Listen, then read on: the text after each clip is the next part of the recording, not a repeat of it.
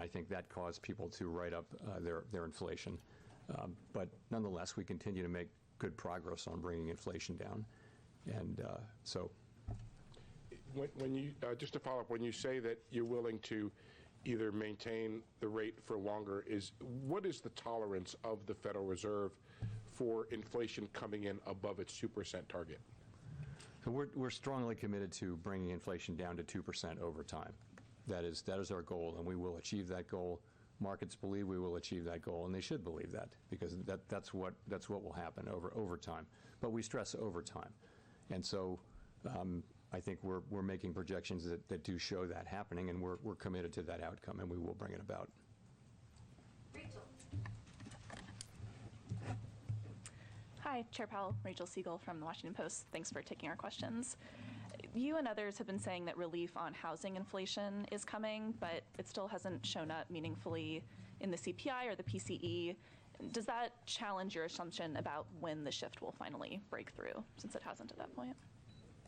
So I think there's some confidence that the market rents, lower market rent increases that we're seeing will show up in measures of housing services inflation over time.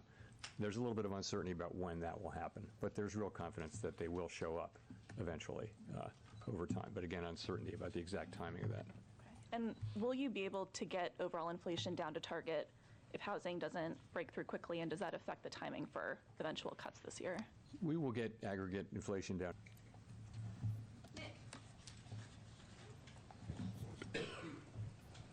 Nick Timmeros of the Wall Street Journal. Chair Powell, during your congressional testimony this month, you said that your test for making the first change to interest rates does not require you to be terribly comfortable that inflation is at 2% because interest rates are well above neutral. At the same time, you said here after the last meeting that the first cut is highly consequential. Can you reconcile these views for me? If rates are well above neutral, why would the first cut be highly consequential? Is that because you anticipate one cut would be followed by one or two more along the lines of the recalibration you made in 2019, which itself was modeled on the mid-cycle adjustment of 1995? It's more, I would put it more in the context of what I said in my opening remarks, that the risks are really two-sided here. We're in a situation where, you know, if we ease too much or too soon, we could see inflation come back, and if we ease too late, we could do unnecessary harm to employment and you know, people's working lives. And so, you know, we do see the risks as two-sided. So it is consequential. We want to be careful. And fortunately, with the economy growing, with the labor market strong, and with inflation coming down, we can approach that question carefully and let the data speak on that. That's really what I was thinking. How much of that inflation that we've seen so far this year do you chalk up to one-off calendar adjustment effects following a period of high inflation versus some change in the trend we saw in the second half of last year? So I want to start by saying I always try to be careful about dismissing data that we don't like. So you need to check yourself on that, and I'll do that. But I would say the January number, which was very high, the January CPI and PCE numbers were quite high. There's reason to think that there could be seasonal effects there. But nonetheless, we don't want to be completely dismissive of it.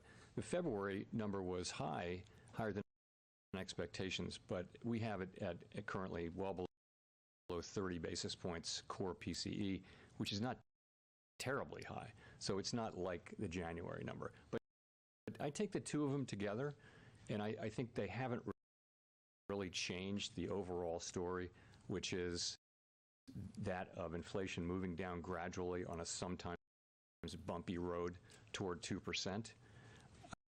I don't think that story has changed.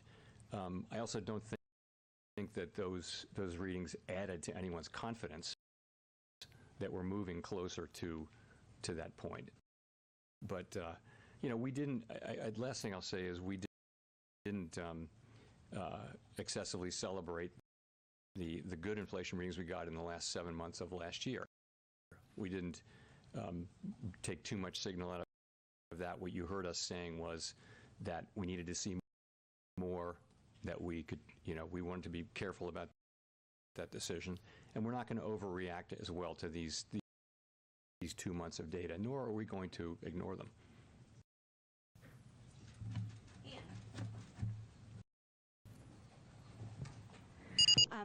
Hi, yes, Chair Powell.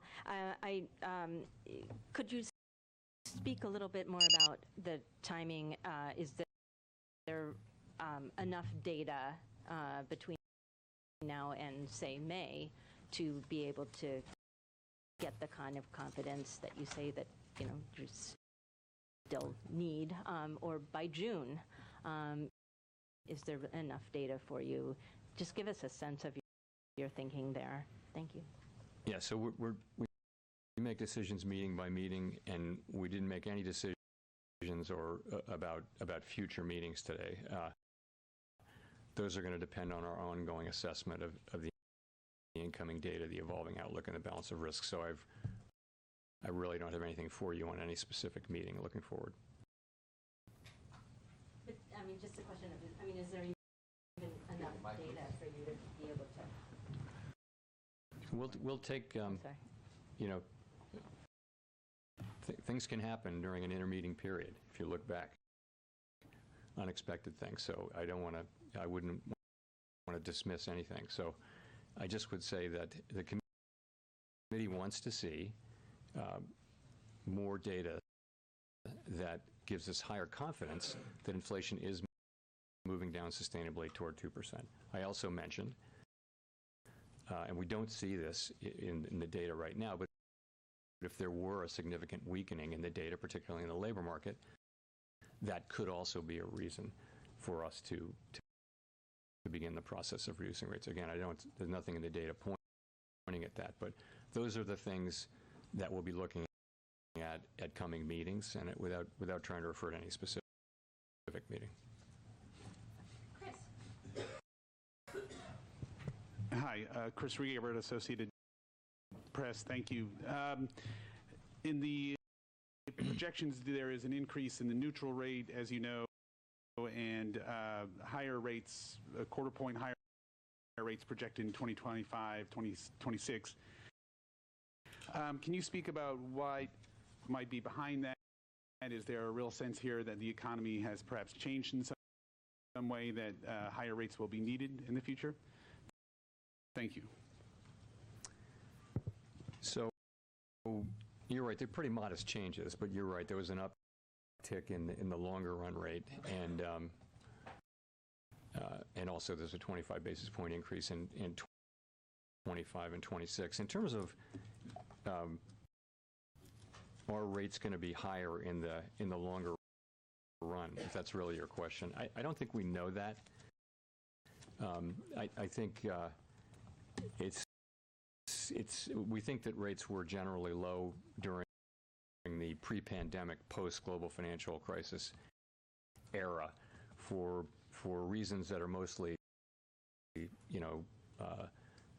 important, slow-moving, large things like demographics and productivity and that sort of thing, things that don't move quickly. But I don't think we know. My instinct would be that rates will not go back down to the very low levels that we saw, where all around the world there were long-run rates that were at or below zero in some cases. I don't see rates going back down to that level, but I think there's tremendous uncertainty around that. Great. And just a quick follow on the projections, you also have 2.6% core inflation for the end of this year. It's already at, or you mentioned it being 2.8 in February. That doesn't sound like much disinflation at all. So are you still confident, or last press conference you sounded pretty optimistic you would get more confidence at the end of this year. Is it right to say that this suggests you're not seeing a lot of disinflation this year compared to what we've seen 2023 and so forth? I think that higher year-end number reflects the data we've seen so far this year, because you're now in this year. So I think that. Sorry, say your last part of your question again. Are you still optimistic that you'll get the confidence you need this year? I think if you look at the SEP, what it says is that it is still likely in most people's view that we will achieve that confidence and that there will be rate cuts. But that's really going to depend on the incoming data. It is. The other thing is, in the second half of the year, you have some pretty low readings, so it might be harder to make progress as you move that 12-month window forward. Nonetheless, we're looking for data that confirm the kind of low readings that we had last year and give us a higher degree of confidence that what we saw was really inflation moving sustainably down to 2%, toward 2%.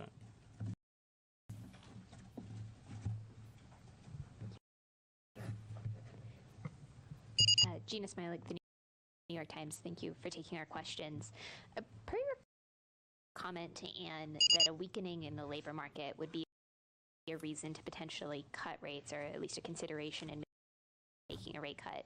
Would continued strength in the labor market be a reason to hold off on rate cuts? And just in general, if labor supply continued to rebound in 2024 the way it did in 2023, what would stronger hiring and possibly stronger growth mean for the path forward on policy? Yeah, so if what we're getting is a lot of supply and a lot of demand, and that supply is actually feeding demand because workers are getting paid and they're spending, and that's, what you would have is potentially kind of what you had last year, which is a bigger economy where inflationary pressures are not increasing. In fact, they were decreasing. So you can have that if you have the continued supply side activity that we had last year with both with supply chains and also with growth in the size of the labor force. But so strong hiring in and of itself would not be a reason to hold off on rate cuts? No, not all by itself, no. I mean, you saw last year very strong hiring and inflation coming down quickly. We now have a better sense that a big part of that was supply side healing, particularly with growth in the labor force. So in and of itself, strong job growth is not a reason, for us to be concerned about inflation. Neil. Hi, Chair Powell. Neil Irwin with Axios. How do you assess the state of financial conditions right now, and in particular, do you view the kind of easing in financial conditions since the fall as consistent and compatible with what you're trying to achieve on the inflation mandate? So we think there are many different financial conditions indicators, and you can kind of, see different answers to that question. But ultimately, we do think that financial conditions are weighing on economic activity, and we think you see that in a great place to see it is in the labor market, where you've seen demand cooling off a little bit from the extremely high levels. And there I would point to job openings, quits, surveys, the hiring rate, things like that are really demand. There are also supply side things happening, but I think those are demand side things happening. We saw that's been a question for a while. We did see progress on inflation last year, significant progress, despite financial conditions sometimes being tighter, sometimes looser.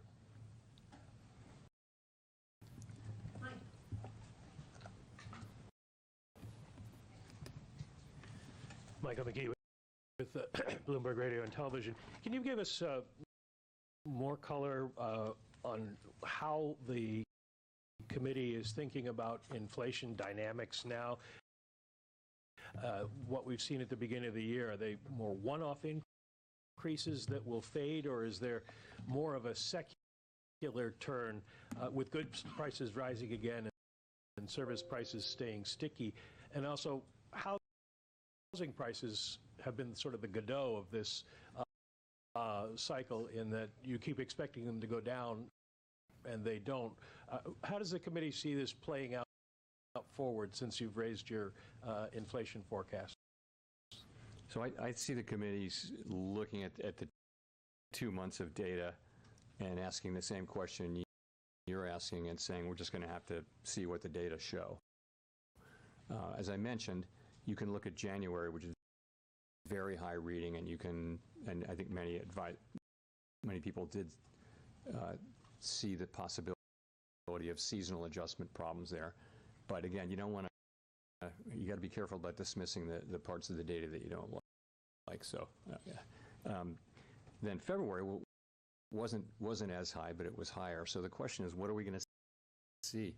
You know, we tend to see a little bit stronger, this is in the data, a little bit stronger inflation in the first half of the year, a little bit less strong later in the year. We're going to let the data show. I don't think we really know whether this is a bump on the road or something more. We'll have to find out. In the meantime, the economy is strong, the labor market is strong, inflation has come way down, and that gives us the ability to approach this question carefully and you know, feel more confident that inflation is moving down sustainably at 2% when we take that step to begin dialing back our restrictive policy.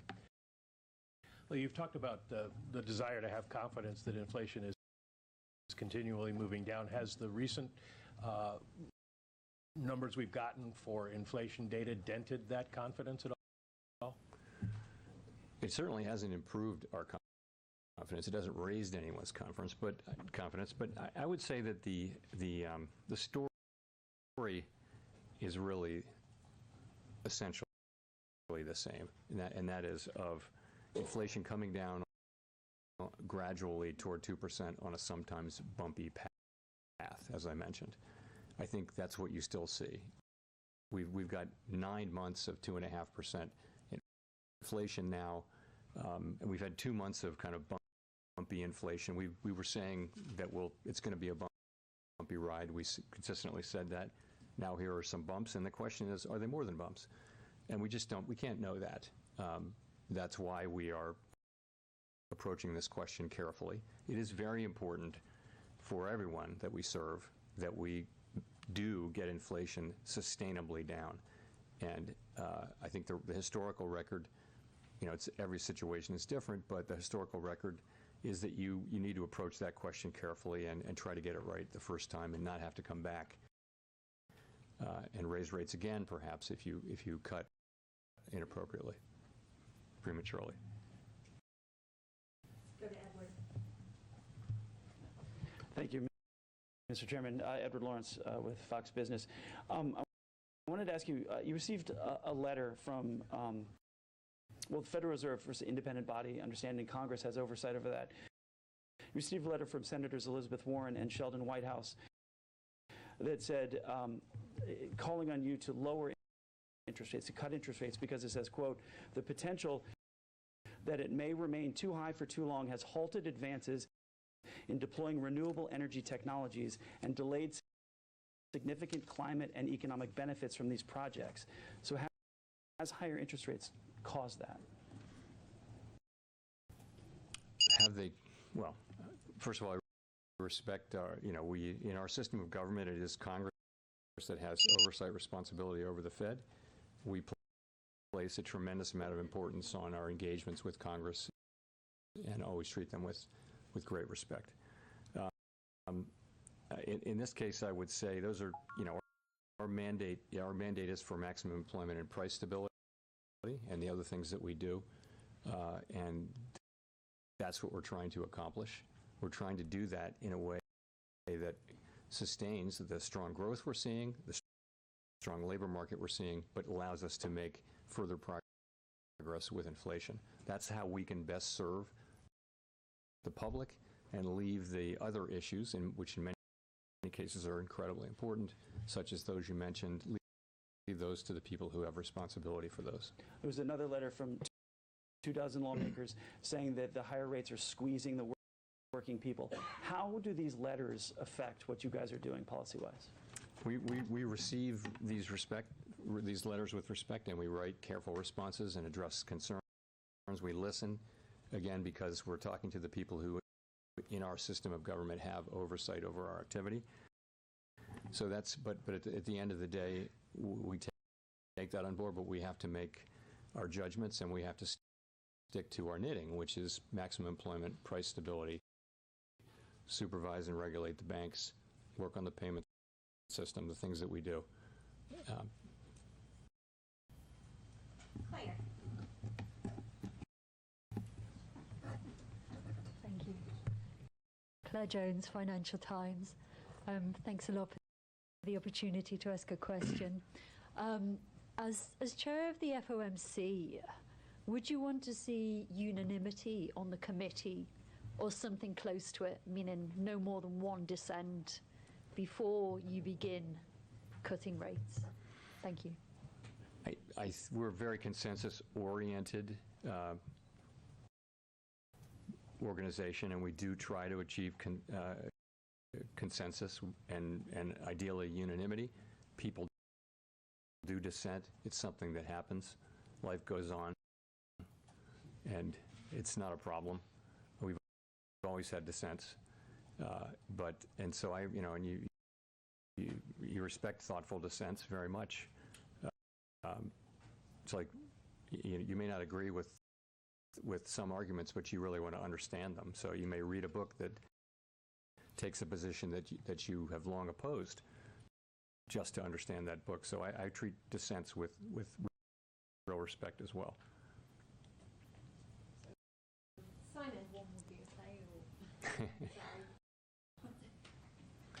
Simon Rabinovich with The Economist. Can you hear me? Yes. Okay, great. Obviously, inflation is some ways away from target. Unemployment, though, if you look at the projection for the full year, 4.0%. In February, we were already at 3.9%, so quite close to the median projection. Are you concerned at all that, notwithstanding the very strong jobs growth, that in fact there may be some cracks appearing in the employment market? You talked about a significant deterioration in the labor market being a condition for easing rates. What would constitute that in your books? Thank you. So we, of course, monitor it's one of our two goal variables. We all monitor the labor market very, very carefully, and I don't see those cracks today. And we follow all the possible stories that are out there about there being cracks. But the overall picture really is strong labor market. The extreme imbalances that we saw in the early parts of the pandemic recovery have mostly been resolved. You're seeing high job growth. You're seeing big increases in supply. You're seeing strong wage growth, but wage growth is gradually moderating down to more sustainable levels. In many, many respects, things are returning more to their state in 2019, which we can think of as normal for this purpose. That's job openings and quits. And surveys of workers and businesses are always interesting on this. How tight is how easy is it to find a job? How easy it is to find a worker? Those surveys have both come down. So the labor market, it's in good shape.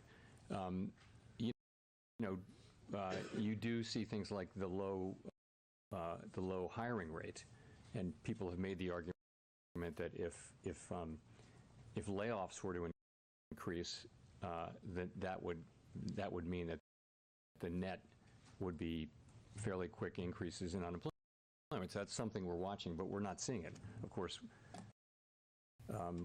initial claims are very, very low, and if anything, have tracked down a little bit. So watching it carefully, you don't see it. And when I say something, I use the term unexpected weakening in the labor market. So, we do expect the unemployment rate to, the forecast is that it would move up, I think, closer to what we see as the longer run sustainable level. That's just people's forecast, individual forecasts. But we're talking about something that's unexpected. That's where I'll leave it, though.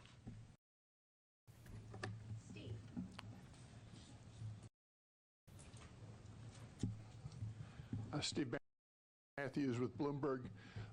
You mentioned at the beginning of the press conference that the committee felt it might be appropriate to slow the pace of asset runoff fairly soon. I'm wondering, is when you say fairly soon, does that mean that the committee would meet about this again in May and a decision could be reached that soon? And I was wondering if you could also just describe the scope of what the committee is discussing here. You're at $95 billion of caps right now. Would that be cut about in half or something in that nature? Thank you. So that is what we're discussing, essentially, is and we're not discussing all the many other balance sheet issues. We will discuss those in due course, but what we're really looking at is slowing the pace of runoff. There isn't much runoff among MBS right now, but there is in treasuries, and we're talking about going to a lower pace.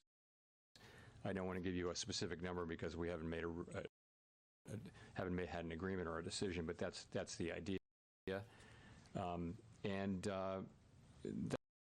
That's what we're looking at. And in terms of the timing, I said fairly soon. I wouldn't want to try to be more specific than that, but you get the idea.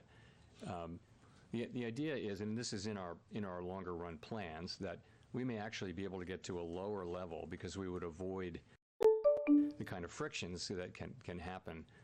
Liquidity is not evenly distributed in the system, and there can be times when, in the aggregate, reserves are ample or even abundant, but not in every part.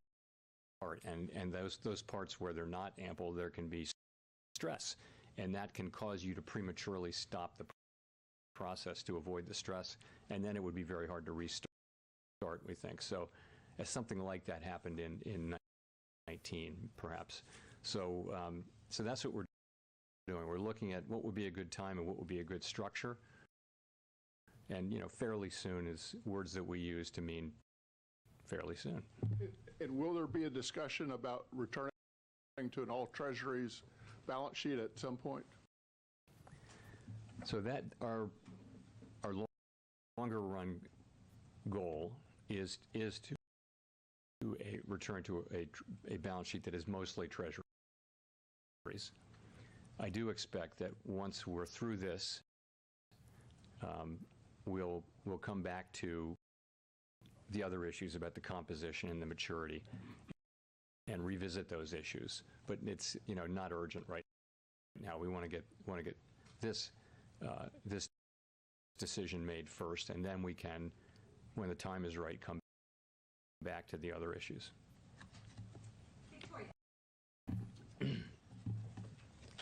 Hi, Victoria Guida with Politico. Also on the balance sheet, can you talk a little bit about how the outlook for the banking sector might impact your balance sheet plans? Do you worry that as deposits start to shrink that we could see more turbulence? We'll be watching carefully, but one of the reasons we're slowing down, we will soon enough, fairly soon, I should say, slow down, is that we want to avoid any kind of turbulence. I wasn't thinking particularly about banking sector turbulence, but we had some indicators the last time. This is our second time in doing this, and I think we're going to be paying a lot of attention to the things that started to happen and that foreshadowed what eventually happened at the end of that tightening cycle, where we wound up in a short reserves situation, and we don't want to do that again. And I think now we have a better sense of what are the indicators. It wasn't so much in the banking system as it was around, for example, where federal funds is trading relative to the administered rates, and where secured rates are relative to the administered rates, those sorts of things. We will always be watching the banking system for similar signs, though. Well, is it also because you're not sure exactly how the reserve supply will react once the overnight reverse repo facility, drops nearer at zero? Well, I think we broadly think that once the overnight repo stabilizes either at zero or close to zero, that as the balance sheet shrinks, we should expect that reserves will decline pretty close to dollar for dollar with that. That's what we think.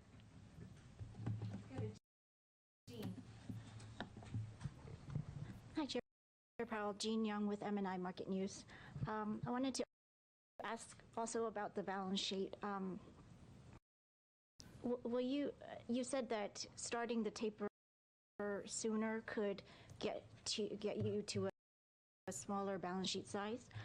Does that mean you don't have to make a decision on when to end QT at this point, and will you be setting up the process for deciding that sooner, or will you wait until we're close to the end? So it's sort of ironic that by going slower you can get farther, but that's the idea. The idea is that with a smoother transition, you'll run much less risk of kind of liquidity problems, which can grow into shocks and which can cause you to stop the process prematurely. So that's where, in terms of how it ends, we're going to be monitoring carefully money market conditions and asking ourselves what they're telling us about reserves. Are they, right now we would characterize them as abundant, and what we're aiming for is ample, and which is a little bit less than abundant, right? So there isn't there's not a dollar amount or a percent of GDP or anything like that where we think we have a really pretty clear understanding of that. We're going to be looking at what these what's happening in money markets, in particular a bunch of different indicators, including the ones I mentioned, to tell us when we're getting close. Then, though, you reach a point ultimately where you stop allowing the balance sheet to run off, but then from that point there's another period in which non-reserve liabilities grow organically, like currency, and that also shrinks the reserves at a very slow pace. So you have a slower pace of runoff, which we'll have fairly soon. Then you have another time where you effectively hold the balance sheet constant and allow non-reserve liabilities to expand, and then that ultimately brings you ideally in for, brings it into a nice easy landing at a level that is above what we think the lowest possible ample number would be. We're not trying for that. We want to have a cushion, a buffer, because we know that demand for reserves can be very volatile, and we don't want to again find ourselves in a situation where there aren't reserves. We have to turn around and buy assets and put reserves back in the banking system the way we did in 2019-20.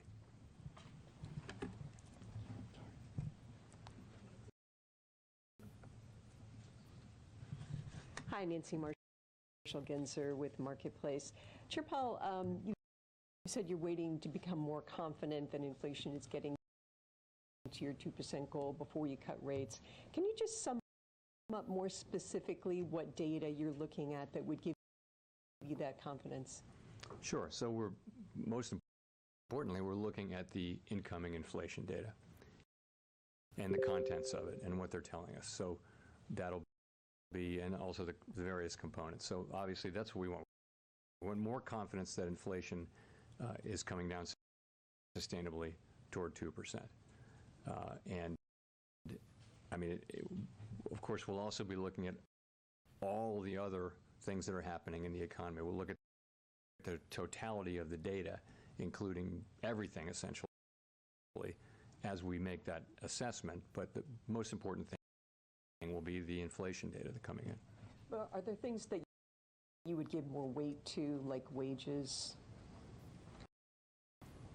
Wages is one thing. We don't, our target is not wages, it's really inflation. We would look to the fact that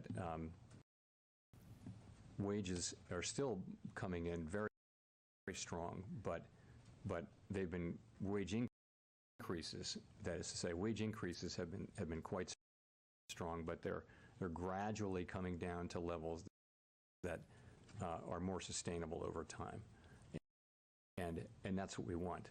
We don't think that the inflation was not originally caused.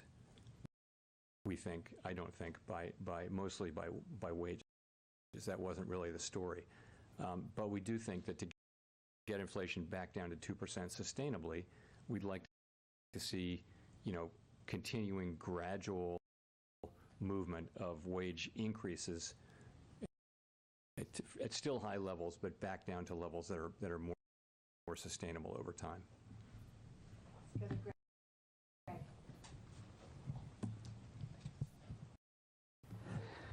Thank you. Greg Robb from MarketWatch. Chair Powell, could you say at this meeting whether there were more officials who wanted to be careful and go slower about rates than were at the last meeting? Was there that sense of maybe it's smart to wait? Thanks. I guess I'd put it this way.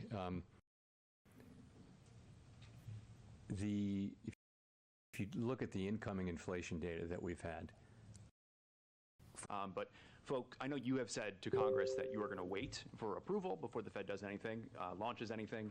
But folks like House Majority Whip Tom Emmer have said that the Fed is either actively researching or hiring personnel to study the implications of the CBDC. Can you give us any clarity on what the Fed is doing right now on a digital dollar? Sure. So I think we've been pretty transparent on this, but I'll try harder. So we are not getting ready to, we haven't proposed, we haven't come to a conclusion that we should propose or anything like that, that Congress consider legislation to authorize a digital dollar. And it would take legislation by Congress signed by the President to give us the ability to do what we think of as a CBDC, which is really a retail CBDC with the public of it. So we're just a long, long way from that. What we are doing, and I think what every major central bank is doing, is we're trying to stay in the frontiers of what's going on in digital finance. And it has many, many different areas. It has applications in wholesale finance, in the payment system. And so to serve the public, these issues have become very front burner in the last 5 or 6 years.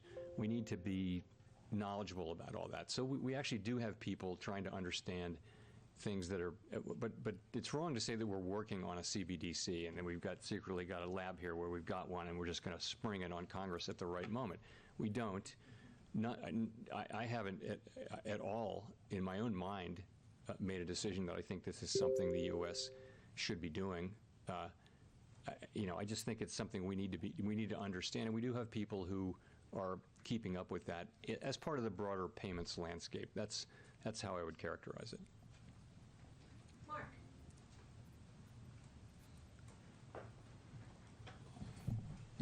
Thank you. It's Mark Hamrick with Bankrate. Mr. Chairman, April 27th will mark the 13th anniversary since a Fed chairman began holding regular news conferences. How important has that higher transparency been in your view, both for the proper functioning of the central bank and also in accomplishing your mission? And is there more that you and your colleagues can do on the transparency front, and what might that look like? I generally think, this movement actually started, 30 years ago, when some academics posited that a more transparent central bank, if the public understands your reaction function, the markets will do your work for you. They'll react to the data. And so it all happens that way. And so there's been a march toward greater and greater transparency. And that certainly Chairman Bernanke advanced that, so Chairman Greenspan did, Chair Yellen did. And so we went from four press conferences a year to 8, so now every meeting really is live now. I think that's a good innovation. I wouldn't want to turn it back. We also have done a bunch of other things. We have an annual supervision report, financial stability report. There's a long list of things that we've done. I think nothing comes to mind as really desperately in need of doing at this moment. We're very transparent. We have no shortage of FOMC participants speaking to the public through the media, and so that channel is full, I would say. So I think it's generally broadly helped and made things better, but not every day and in every way. Well, to follow up, has there ever been a day where you wanted to put that genie back in the bottle somewhat? Of course not. Let's go to Jennifer for the last question. Thank you, Chair Powell. Jennifer Schonberger with Yahoo Finance. Not to harp too much more on confidence and inflation, but you did say earlier in this press conference that the recent inflation data hasn't raised anyone's confidence. But when you testified before the Senate a couple weeks ago, you told lawmakers that you are, quote, not far from receiving the confidence needed on inflation to begin cutting rates. So are you still of that belief or not? What are we to take by those words, not far?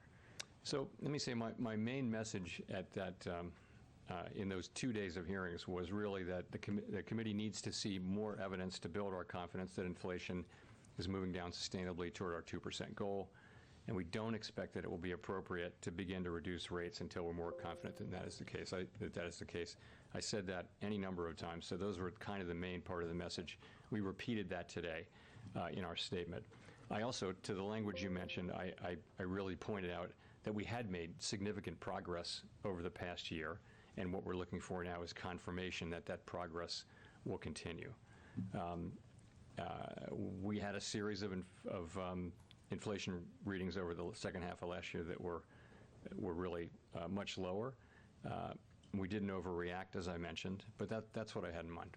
But given that you said that PCE for February, 2.8%, the estimate, and that we have been seeing PCE, core PCE, coming down by 10% every month, wouldn't you be at about 2.4% this summer, June, July, to a point where you could cut then?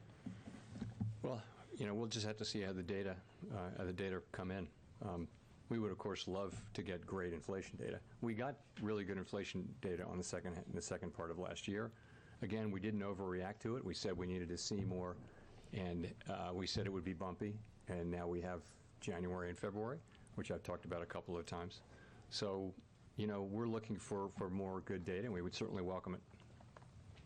Thank you. Thank you.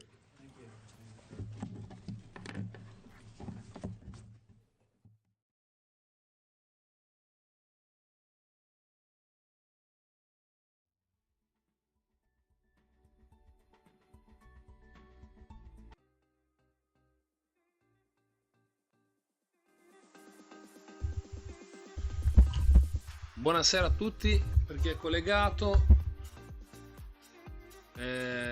Conferenza di Powell molto lunga.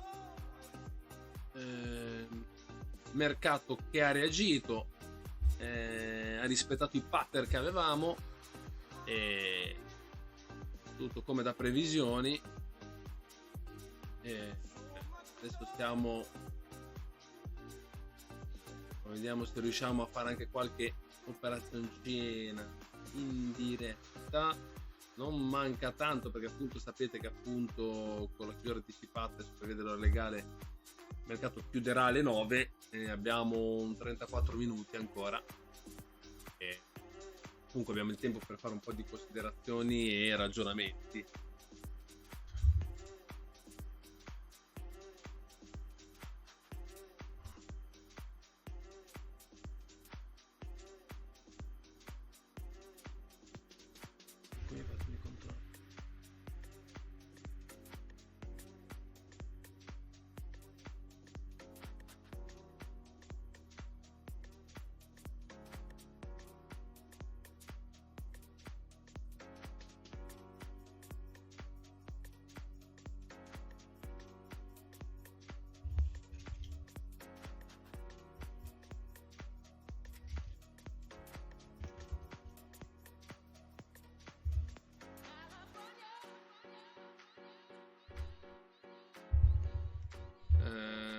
Grazie a te, Quentin, ci stai seguendo.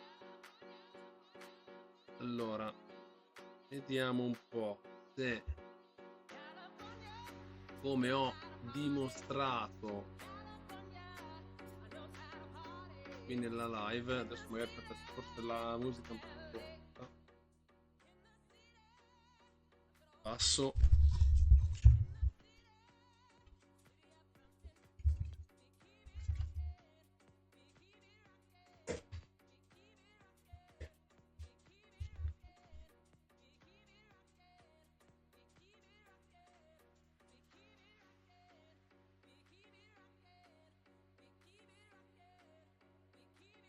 Vedete, questo qua è il pattern che ho fatto vedere. Adesso ve lo faccio vedere perché ovviamente alcuni di voi non mi crederanno. Qua, eccolo qua.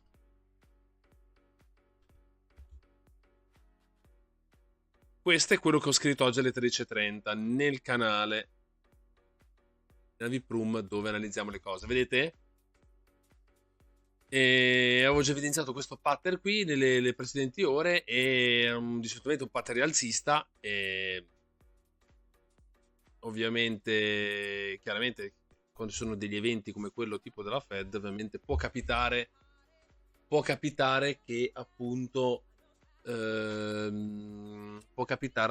che possa venire negato con qualche finta sulle dichiarazioni di Powell così. Oggi diciamo che sono stati perfetti, magari qualcuno potrebbe dire anche miracolosamente, però diciamo, come si è evidenziato, c'era un supporto qua a 18.230, 18.200. Questi erano i livelli da monitorare.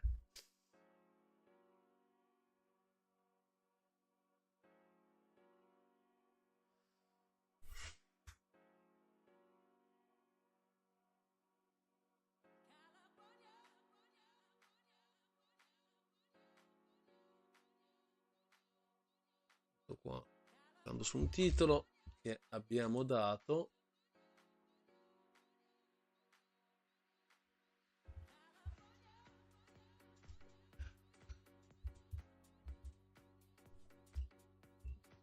Un attimo che chiudo una roba. Ecco qua. E questo insomma è stato appunto il pattern che appunto vi ho indicato. Vedete qui proprio ha lavorato benissimo ed è andato su e avevo proprio chiamato i 18.5. Vediamo se l'ho scritto qua, a che ora l'ho scritto. 18.5 stamattina. 18.5 stamattina.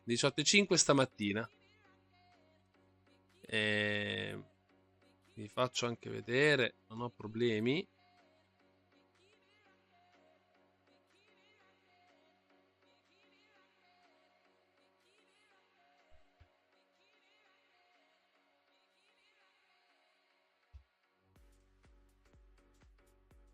Vedete? Questo è il pattern che appunto ho indicato stamattina. Qui adesso, vedete, adesso lo vado a scoprire. Tacket, eccolo qua. Ed erano le 7.25. Ore 7.25 del 20 marzo mi ha indicato che c'era un pattern potenziale. In ottica intrapattern, appunto, in ottica intraday era un pattern interessante da lavorare. Ho provato qualche operazione, alcune alla fine, visti i rischi appunto della Fed con i soliti fintoni che fanno, l'ho chiusa prima.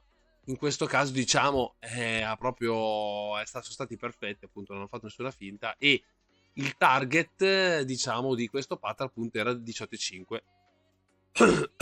In questo caso ho scritto entro open USA perché l'idea era che potessero farlo prima, cioè quindi magari prima per poi dopo magari andare, diciamo, magari a scendere un po' stasera. Invece alla fine sono presi tutto il loro tempo, hanno fatto un po' di solita base di sopra 18.2, 18.250 e da lì poi dopo sono andati a ripartire. Quindi diciamo il movimento l'hanno fatto dopo appunto stasera appunto con Powell. Però ecco, era proprio questo qua. buffer che io evidenziavo.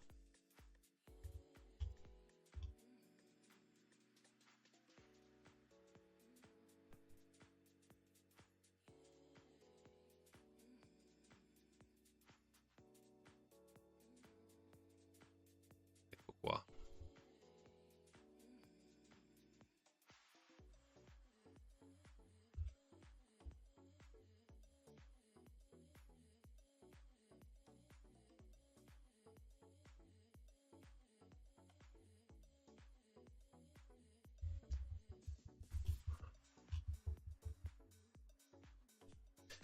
Tanto utilizzo un titolo.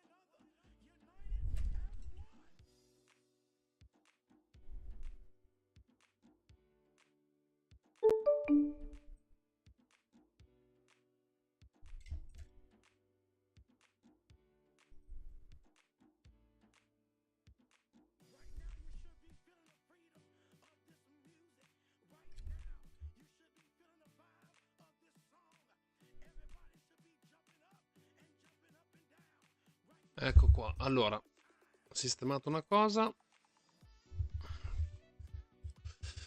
E bene.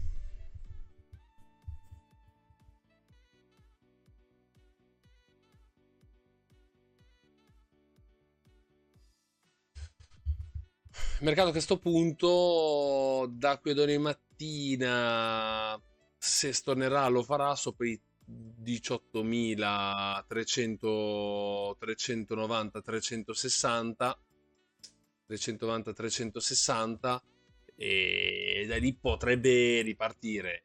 Come vi ho fatto vedere, e qua lo vedete bene, ecco qua, siamo, i prezzi stanno muovendo all'interno di un canale ascendente. Qui lo vedete bene sul 4 ore, ecco qua, vedete, ha fatto un po' di base qui su queste dinamiche, 18.000, poi supporto 18.2 e adesso il mercato sta ripartendo e con molta probabilità appunto andrà piano piano diretto verso queste dinamiche qui che appunto siamo sui 18,9. È chiaro che qua, a seconda anche delle news che ci saranno, potrebbe esserci che arrivi anche una, diciamo, eh, una notizia che possa dare un'accelerata ai prezzi, quindi i prezzi potrebbero anche muoversi al di sopra, potrebbero andare a breccare questa dinamica che vedete. Adesso la allunghiamo, ecco qua, sì. Potrebbero appunto andare anche sopra. E anche perché appunto, come dico già da tempo, appunto i mercati hanno un target che è individuato qua in area 20.000. A mio modo di vedere, con un po' di pazienza, dovrebbe arrivare qua. Poi potrebbero anche magari un altro possibile scenario potrebbe essere quello del venga sfiorato, arrivino a 18,7, tornano giù, fanno un po' di base qua e poi vanno a colpire questi 20.000 entro le elezioni, diciamo, entro le elezioni che saranno, le elezioni americane che saranno a novembre 2024. Quindi questa è un po' la situazione. Oggi purtroppo ho improvvisato, non ho messo nessun annuncio, per la live, quindi infatti un po' tra i vari social dove sono collegato siamo un po' in pochini. Proprio per questo, appunto, perché l'ho improvvisata, non ho mai avvisato. Appunto, di solito avvisando qualche giorno prima anche sarebbe meglio. Inizialmente avevo un impegno dopo l'evento, poi non sono riuscito, tutto è cambiato, quindi sono riuscito poi a seguire il tutto per bene. Allora, fatemi controllare giustamente una cosa qua.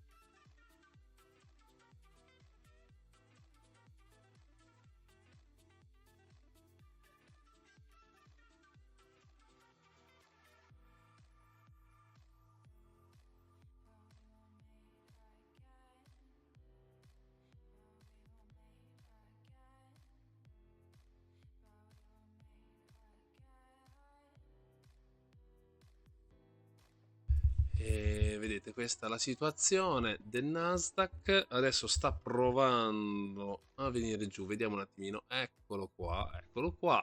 In sordina potrebbe tornare qua. Proviamo adesso, provo a vedere se esco da qui. Abbiamo 20 minuti.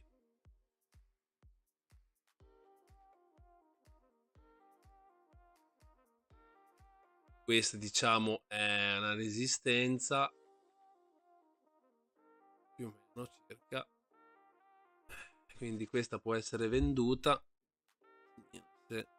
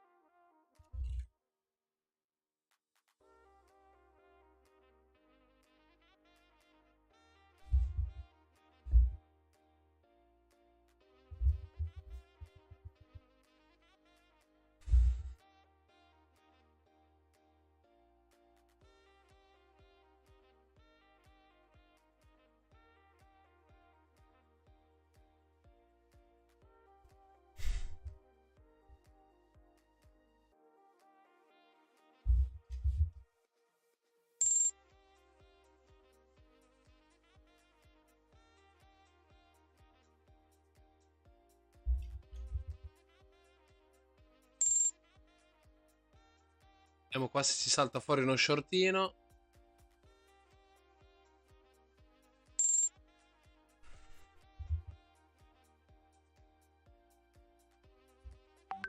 Tiene ovviamente.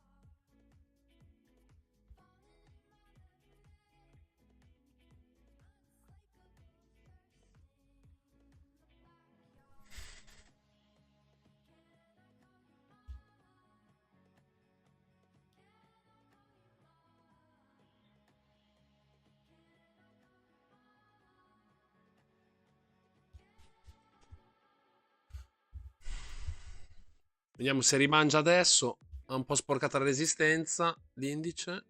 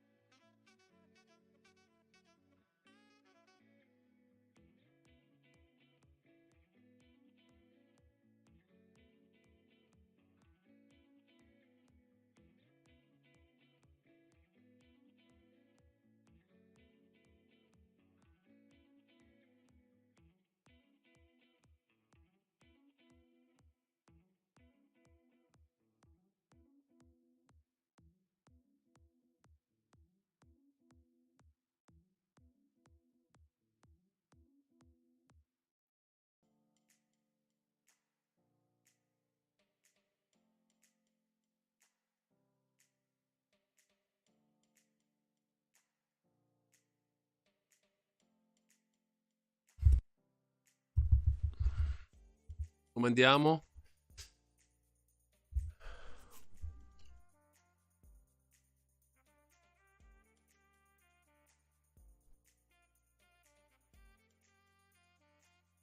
Ma sostanzialmente non sanno ancora se l'inflazione può, diciamo, continuare a salire in maniera decisa, se solo così, un rialzo temporaneo.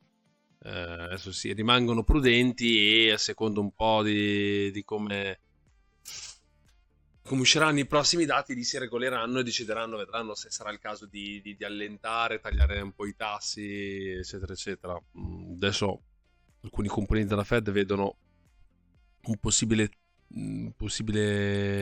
tre tagli addirittura di 0,25, ma ovviamente tutto da vedere.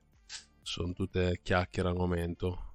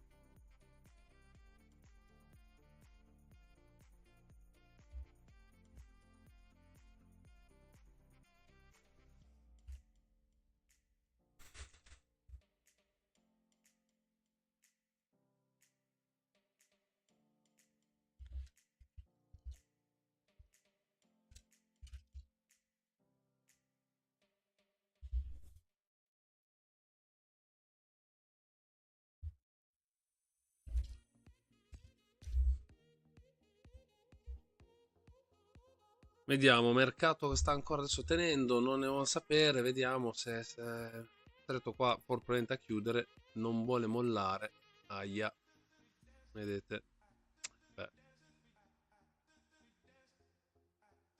ho fatto una finta di stornare un po', non è che volevamo poi tanto, avevamo almeno questa zona qui, invece ha già reagito qui, a 18.430, vediamo se lo fa adesso con la chiusura. Il mercato chiude adesso, ragazzi, per via dell'ora legale. Noi ci adegueremo a fine mese, quindi dalla prossima settimana poi si torna all'orario regolare, 15:30, 22.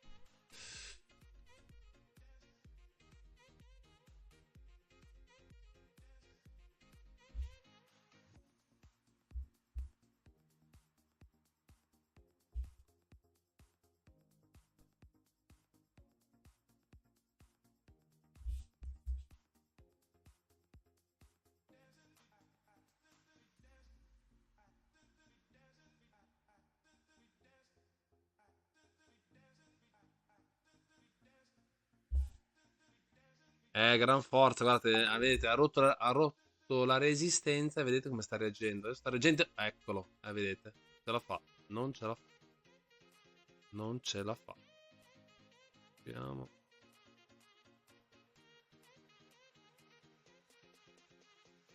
Guardo un attimo giusto se reagisce adesso.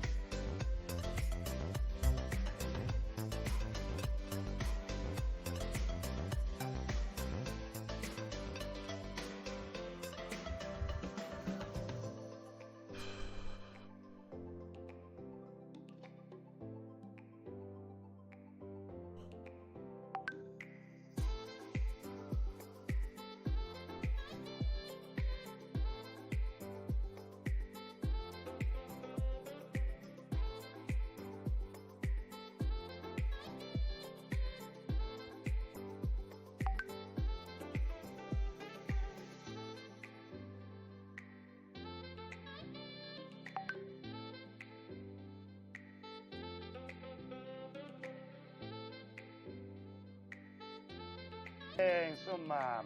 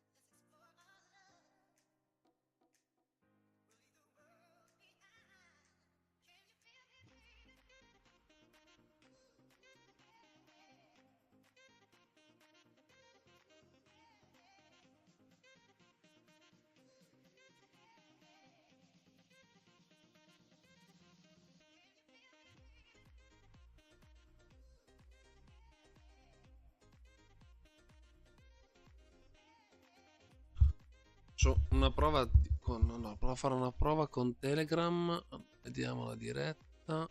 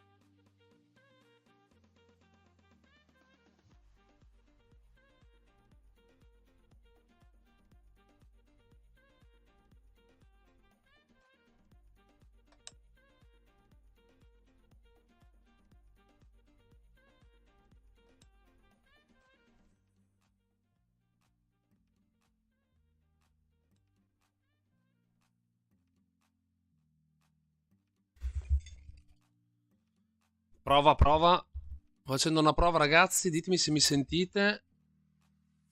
Prova, prova. Sto facendo una prova, ragazzi. Ditemi se mi sentite.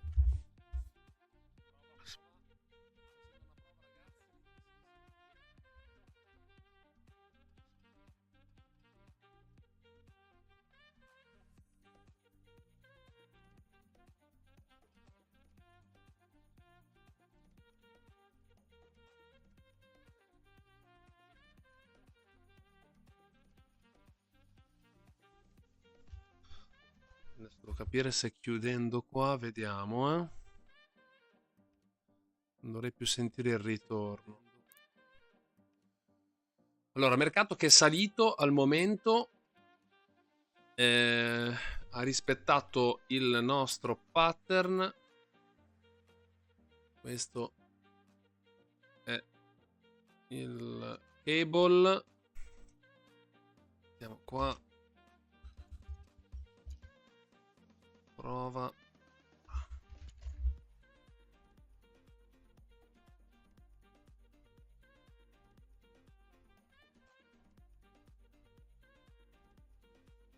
Mercato che è andato a 18,5, ce li avevo per oggi. Pensavo che lo facessero anche prima della Fed, invece hanno aspettato poi la Fed per farli. E stamattina li avevo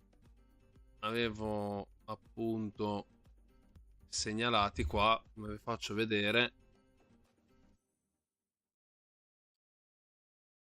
Dunque qui, ecco qua.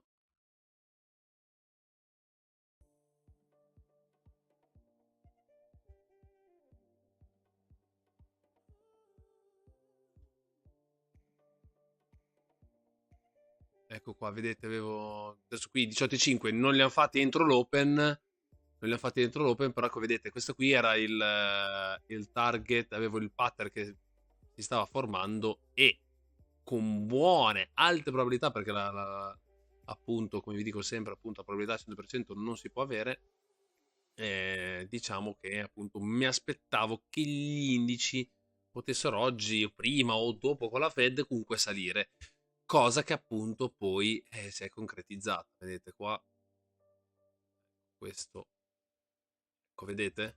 Vedete, questo è appunto il pattern che appunto vi ho evidenziato.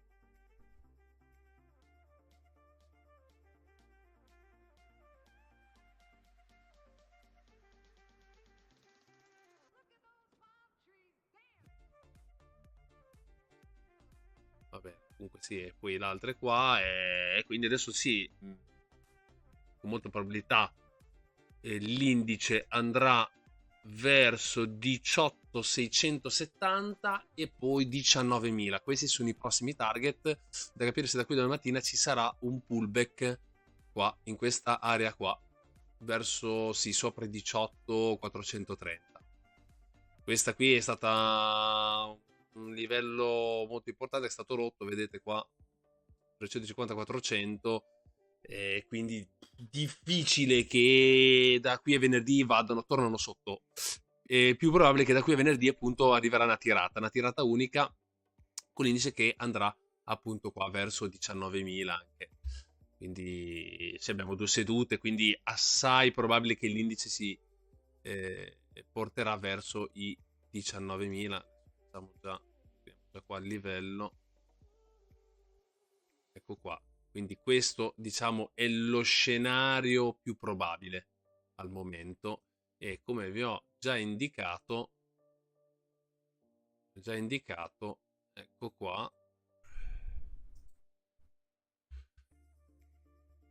Vedete, gli indici, come potete aver visto anche nel video che vi ho mandato stamattina, ho fatto l'altro giorno, sulla panoramica degli indici, pre e post Fed, che appunto l'indice americano è in un palese chiaro canale rialzista. E sta rispettando al momento tutto quello che abbiamo anticipato da settimane e anche da mesi, perché appunto, come ho già dimostrato, appunto già scritto più volte, ho detto appunto che saremmo a novembre ho avvisato appunto che saremmo arrivati in area appunto in area 20.000 circa, quindi non manca tanto, manca poco. Vediamo se riesco a recuperare. Non manca tanto, manca poco. Vediamo se riesco a recuperare.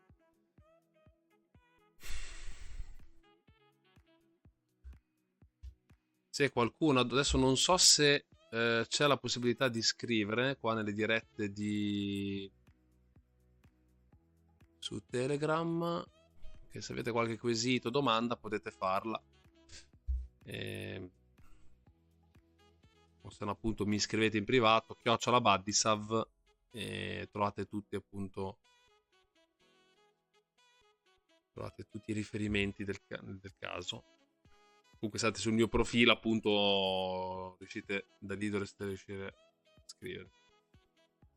Vediamo se riesco a prendere.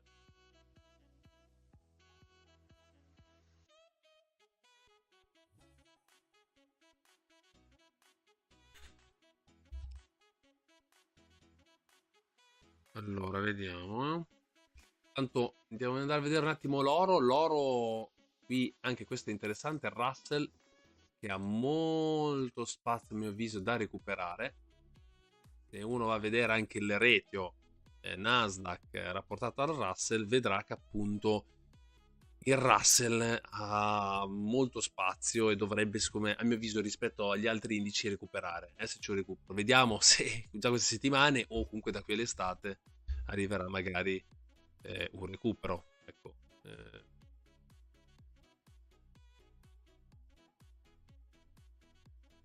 Comunque qui, vedendo qui la situazione, diciamo che un primo target sembra essere individuato in area 2250, quindi qui almeno dovrebbe arrivarci il Russell, ok?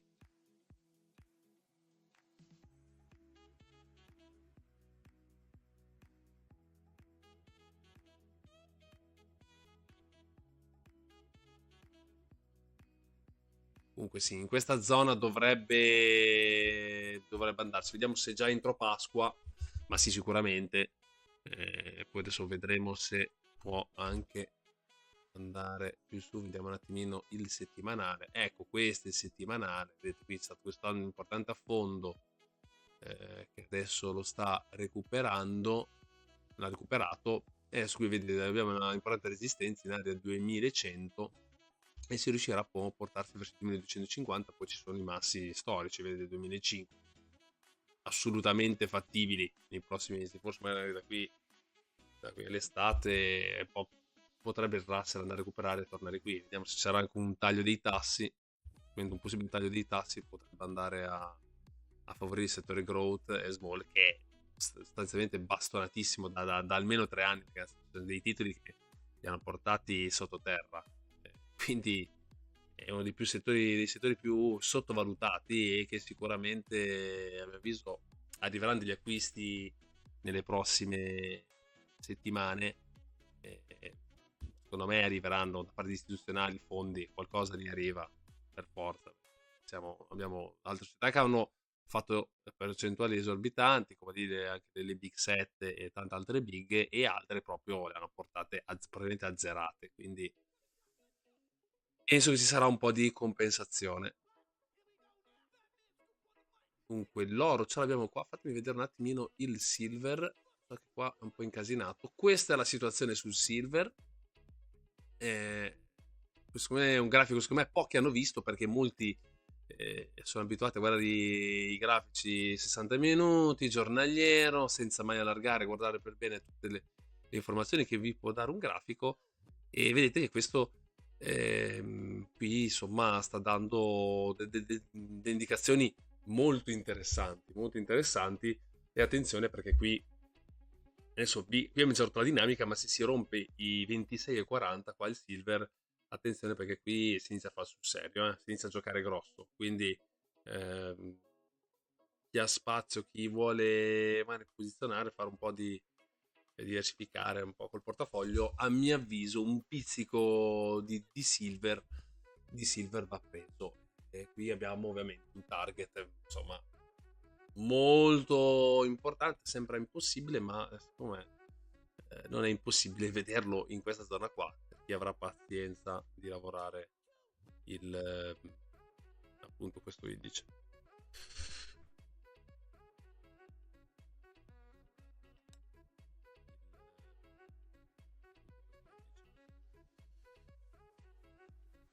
Allora, vediamo un attimino.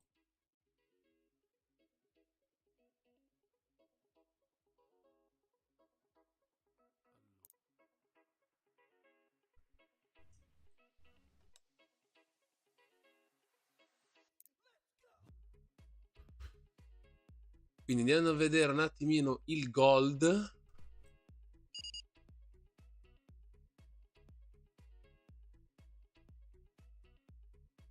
Il gold.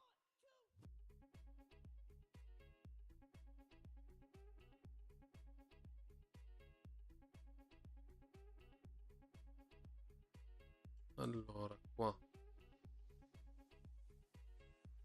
Una cosa. Il gold, vedete, ha rotto questo flag. Io confidavo che ritracciasse un pochino, anche 2100, ma niente da fare. Niente da fare. E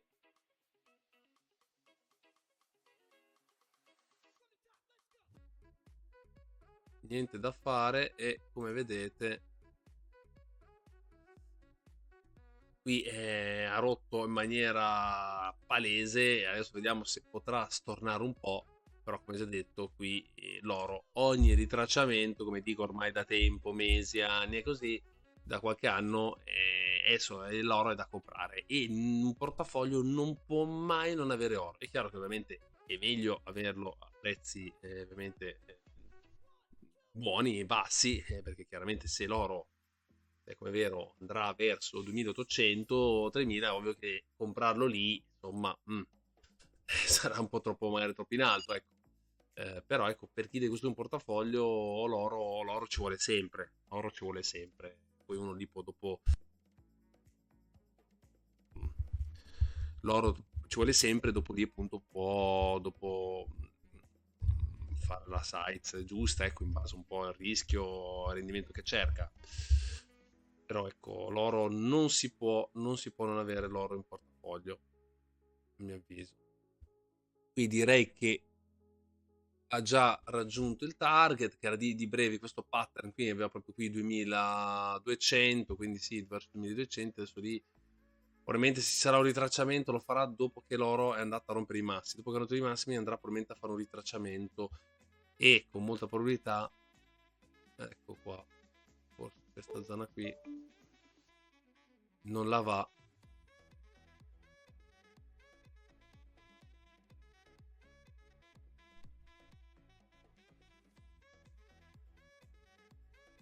Ecco, questa zona qui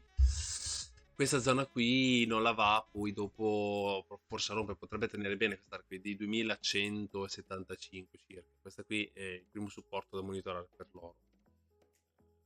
Ormai io confidavo in tracciamento su 2100 questa zona qui, ma potrebbe anche non farlo più. Quindi boh, adesso vedremo.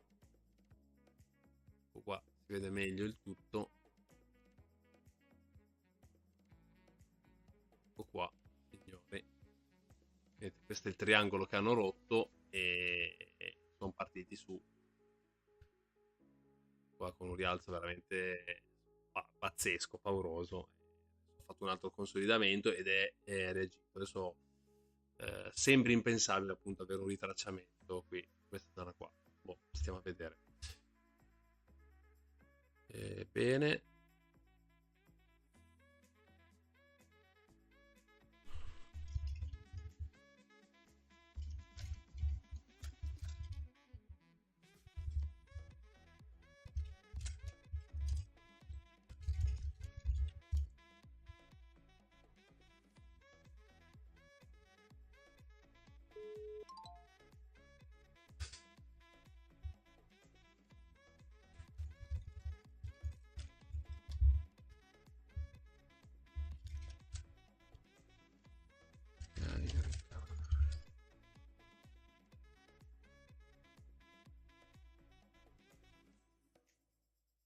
Bene, se c'è qualche titolo, dunque ecco un titolo magari, andiamo un attimino a vedere un attimino, un titolo Tesla che meno male molti la stanno seguendo, a mio avviso è su dei livelli importanti, ecco qua, questa è la situazione, e da tempo chiamavo i 160 e ci è arrivata. E lì c'è arrivata e a mio avviso faccio fatica al momento a vederla sotto i 150. Qui c'è un importante supporto in area 160. Infatti qui l'abbiamo tenuti e attenzione perché qui se il titolo riparte, attenzione che abbiamo come primo target area 225 delle tendenze e poi se dovesse ripartire forte abbiamo un ritorno verso 250. Quindi questi sono un po' i livelli. Area 220, 225 e area 250. Questi sono i livelli che a mio avviso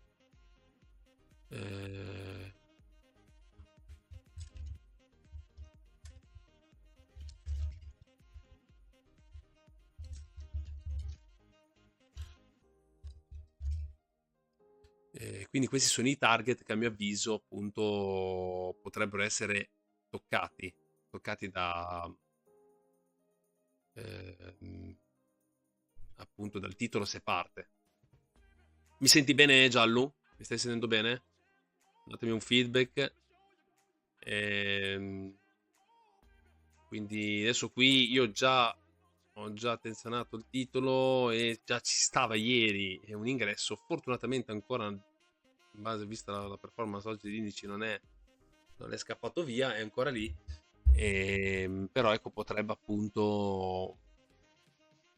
essere prezzi buoni appunto dove poter accumulare il titolo. Ovviamente se volete avere uno stop sul titolo vi dico che diciamo vi tenete area 150, a mio avviso dovrebbe bastare. Chiaro che magari è tanto perché uno dice 150, ma no dai, su 12% ci sta, poi dipende ovviamente dalla site, però dai un 12% di stop ci può stare. Se invece volete avere uno stop più contenuto, allora bisogna vedere se i prossimi giorni, le prossime settimane, appunto, il titolo andrà a fare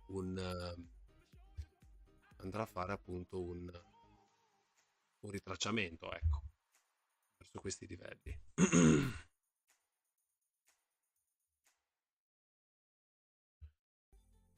Bene.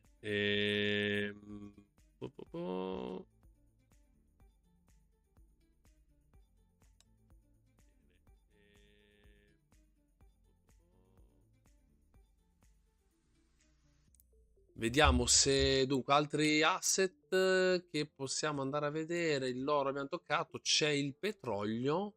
Ma sì, andiamo a vedere, vediamo qui se abbiamo questo qua. Facciamo aprile. Mettiamo il future. No. Qua.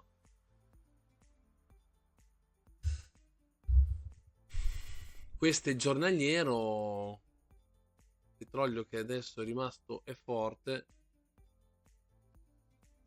Questo qui non si vede molto bene. Sì.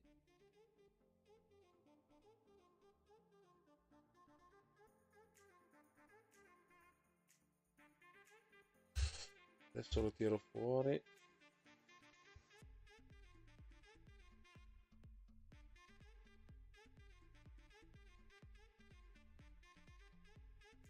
Ah, ok. Finestre di qua. Allora abbiamo BTP. Guardiamo un altro momento. Qui vediamo se trovo il grafico. Eccolo qua, vediamo. Ah, bene. Solo aggiorno.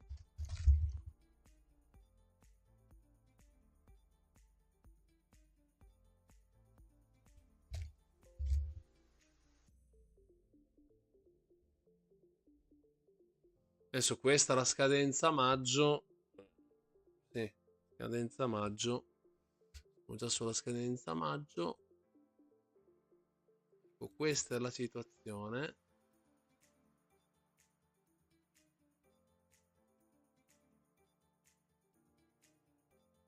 Qui, come vedete, sembra aver formato proprio una sorta di consolidamento, di flag di ripartenza. Adesso sapete cosa faccio? Faccio così.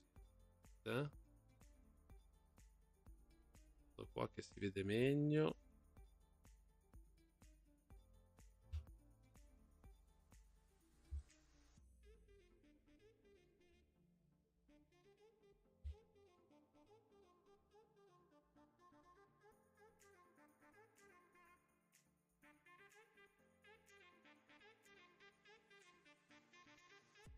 Oh, qui iniziamo a ragionare. Qui abbiamo anche un Fibonacci, ma direi che secondo me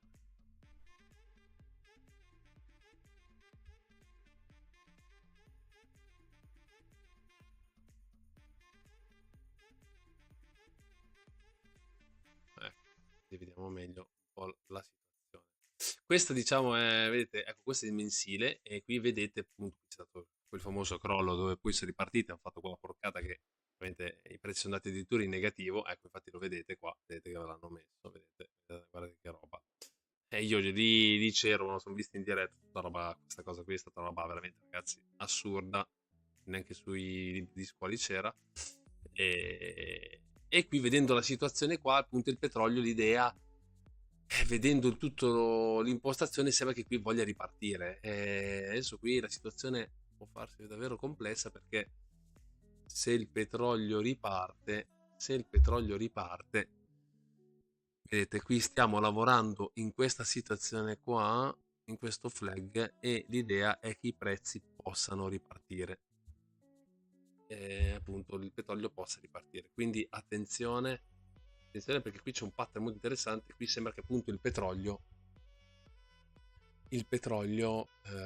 potrebbe iniziare a ripartire. Attenzione, sopra gli 81, 82. Andiamo a vedere le resistenze, eccole. Sì, 83, 83, 30, giù di lì. Quindi lì sono dei livelli che vanno monitorati perché appunto il petrolio sopra può veramente far sul serio e voi sapete basta un'incognita, basta parecchie incognite geopolitiche, basta qualsiasi scintilla per appunto far decolare il tutto. Quindi mi raccomando, massima attenzione, evitare di provare degli short, visto che qualcuno tanto mi dice che prova short a destra e a sinistra, insomma, che riusciti a fare delle buone cose, però vi dico che non si sono resi conto del pericolo, perché qui veramente basta un niente e parte una sassata allucinante, quindi occhio, questo seguiamo il petrolio in ottica loghi, quindi a sua volta seguiamo anche gli energetici, tanto salvo questo.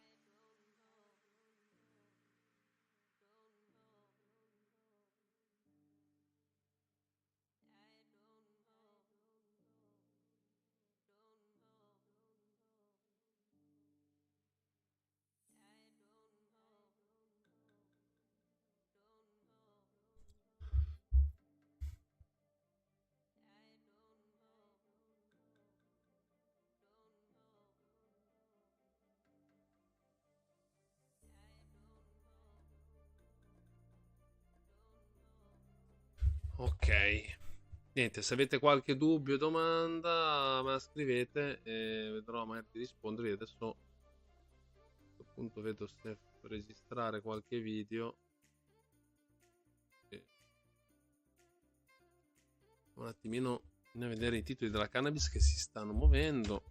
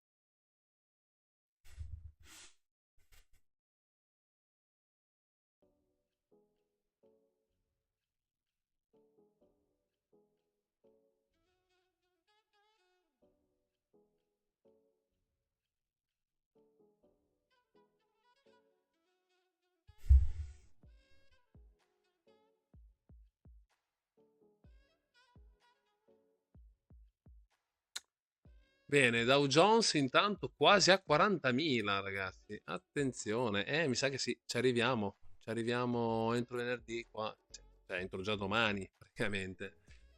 E probabilmente andremo a superare. Guardate qui che roba.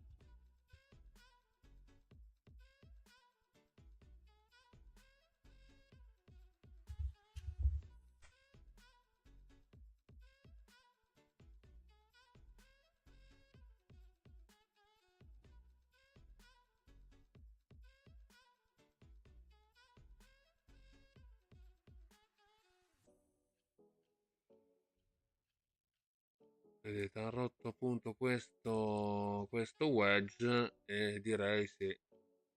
Qui niente, qui può arrivare a sto punto sopra i 40.000, può fare appunto un 40, 40 e mezzo, anche 41, eh. Bisogna capire quello. Intanto il Nasdaq, finché il Nasdaq non fa i 20.000, sicuramente anche gli altri indici che sono arrivati già sui livelli significativi eh,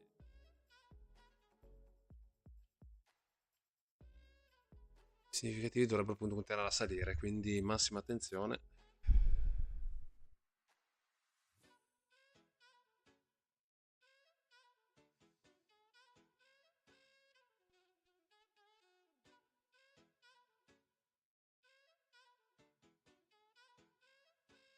Sì, sì. Qui possono anche entro venerdì se vogliono andare a fare 41.000 circa, potrebbero andare lì.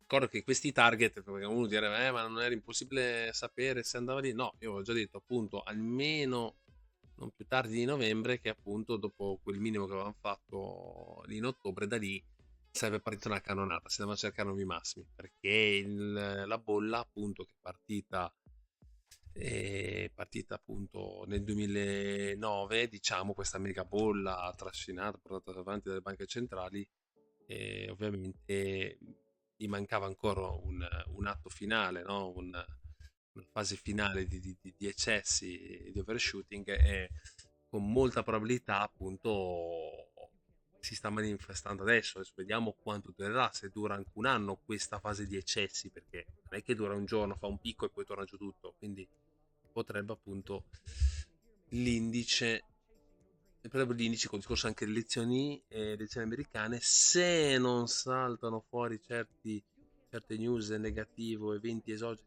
clamorosi, potrebbero anche tra una finta e l'altra tenere gli indici alti fino a primavera 2025.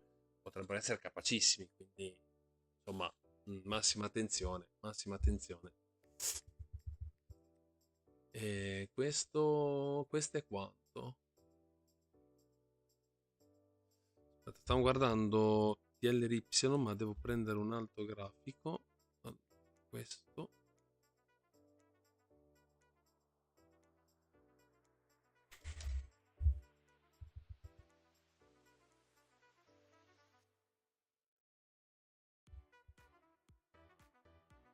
Ecco qua.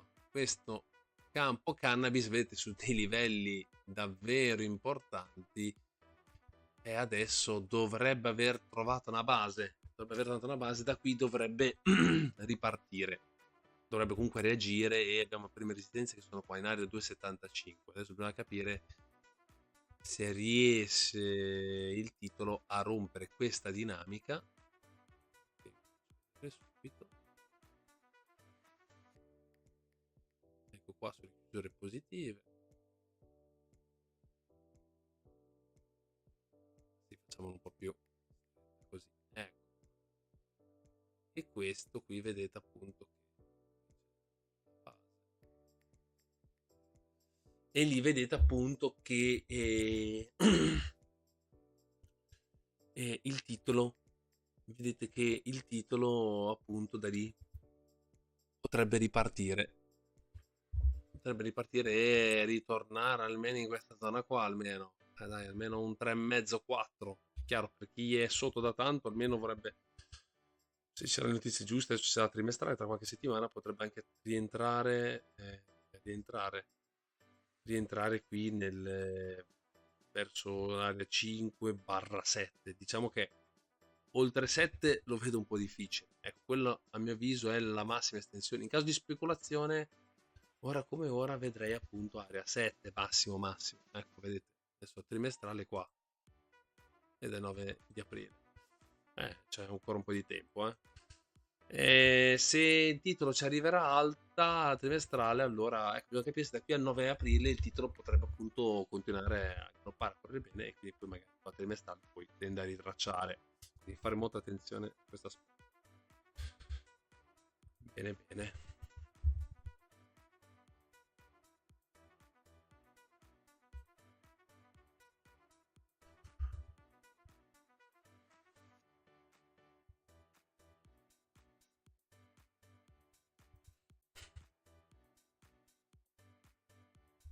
Questo è l'altro titolo.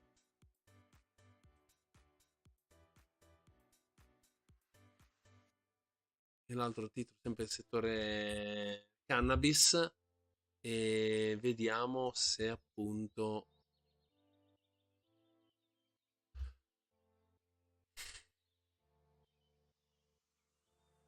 il titolo da qui appunto, come vedete,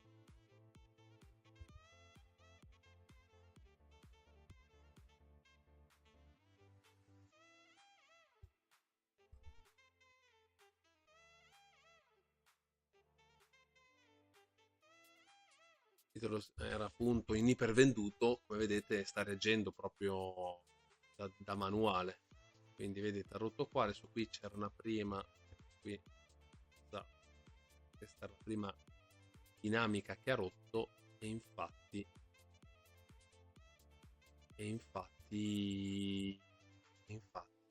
appunto le quotazioni vedete, con fortissimi volumi sono partite in base anche alle ultime news, e adesso appunto è diretto verso la resistenza qua, vedete 5,50. Da lì può darsi che faccia un po' di ritracciamento per poi ripartire di nuovo, però diciamo che sì, la resistenza qua verso 7,5, 8 secondo me ci dovrebbe andare. Adesso prima battuta abbiamo qui 5,5, quindi lì ci sta un po' uno storno, e quindi bisogna adesso fare, sicuramente trovare un ingresso adesso è molto difficile, perché è stato qua, ecco, c'è stato questo ritracciamento, è stato oggi in apertura, bisognava provare lì perché era flat, magari tenendo uno stop qua sotto, ma adesso diventa qui un po' rischioso in questa zona provare il long, bisogna aspettare qui, adesso vediamo un po' come fare. Il titolo che sto guardando che si è mosso molto e ha dato un bello short e super microcomputer, ovviamente molti di voi lo seguono, questo rialzo pauroso che ha fatto, il mensile perché così, anzi qui siamo in logaritmo, quindi non vi rendete nemmeno conto, ecco, adesso forse vi rendete conto di quello che sono riusciti a fare, e qui adesso c'è stato un fisiologico scarico, vedete,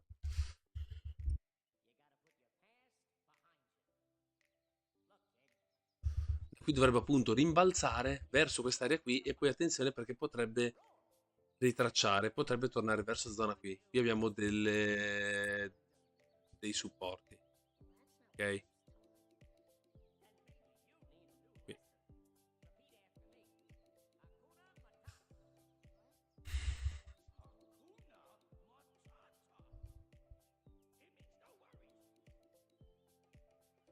Faccio una cosa, SMC,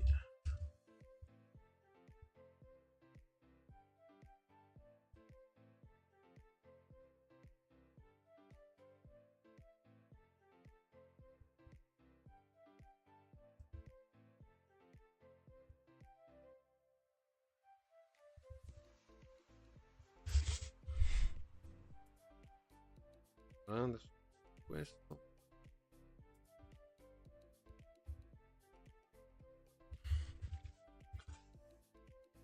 adesso registro un video.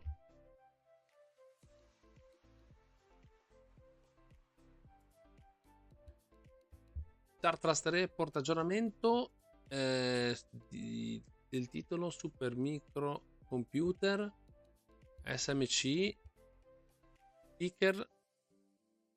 Andiamo a vedere un attimino quali possono essere appunto le prospettive del titolo.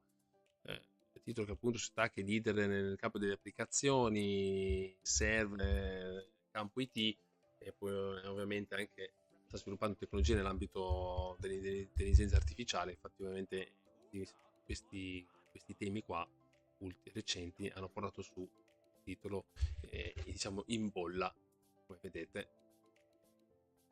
Questo è il movimento che è stato fatto, e ovviamente dopo movimenti del genere è assolutamente sconsigliato e rischioso provare un ingresso a rialzo. Abbiamo avuto uno scarico, uno storno fisiologico nelle ultime due sedute, e al momento i prezzi hanno trovato un supporto qui in area 8,50.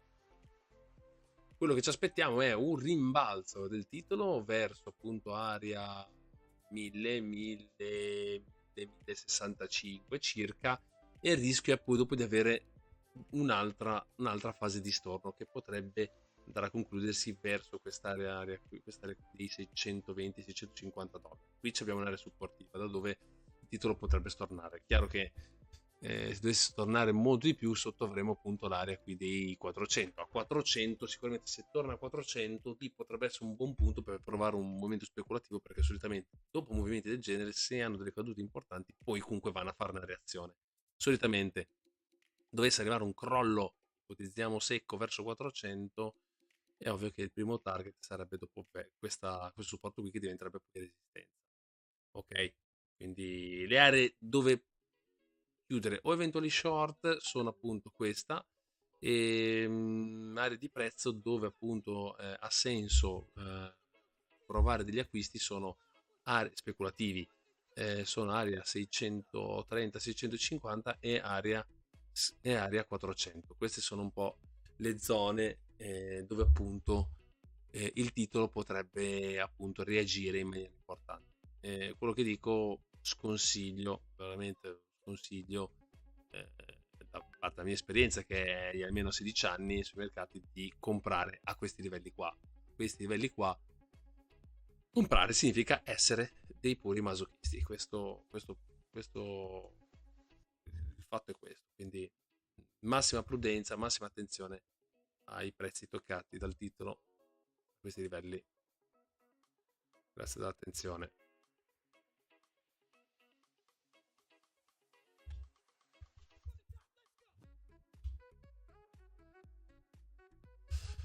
Bene, direi che secondo me abbiamo centrato tutti i punti. Questo è anche il DAO.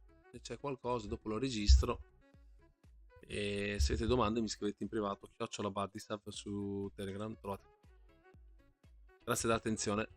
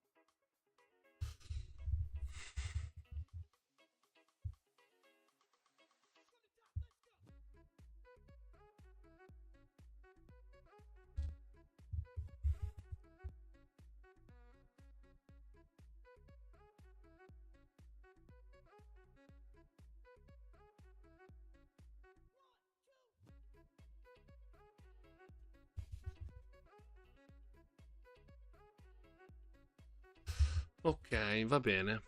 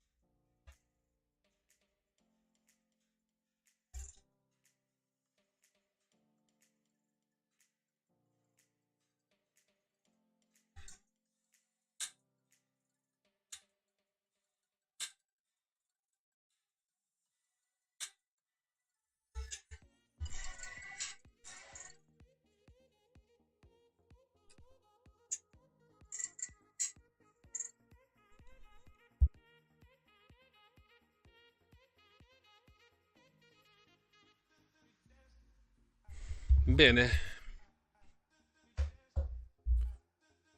anche After Hour interessante, titoli, molti titoli che si stanno svegliando. Vediamo qua se riesco a parlarvi anche da quest'altra schermata.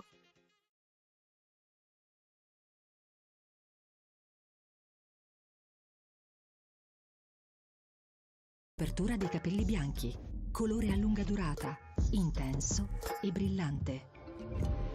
Per capelli visibilmente più forti, Palette, la colorazione numero 1 in Italia.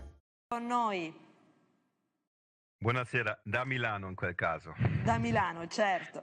Allora, però dicevamo, idealmente parliamo proprio di Germania e in particolare dell'interscambio tra l'Italia e la Germania. La Camera di Commercio Italo-Germanica ha presentato proprio oggi i dati di interscambio commerciale del 2023. La Germania rimane il nostro principale partner economico sia in termini di export che di import, con una partnership complessiva che nel 2023 ha raggiunto i 164,3 miliardi, il secondo valore più alto di sempre. È così, dottor Buch?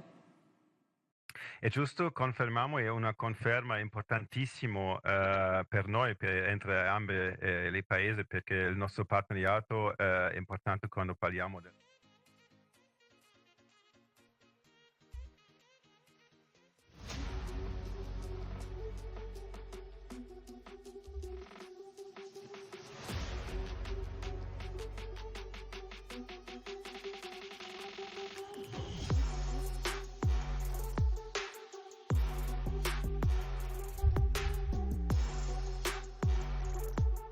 Ecco, qua mi sentite, basso l'audio, e vedete qua appunto abbiamo avuto siano le performance delle principali big cap, vedete Nvidia, Apple, Microsoft che sono salite molto, abbiamo avuto settori che hanno performato molto bene oggi, industriali, settori comunicazione, poi anche finanziari, un po' i tecnologici. Il più negativo i più negativi sono stati appunto energetici e healthcare, però attenzione perché questi potrebbero appunto poi dopo potrebbero appunto ehm, fare molto bene i prossimi mesi, soprattutto l'energy. Attenzione all'energy, attenzione.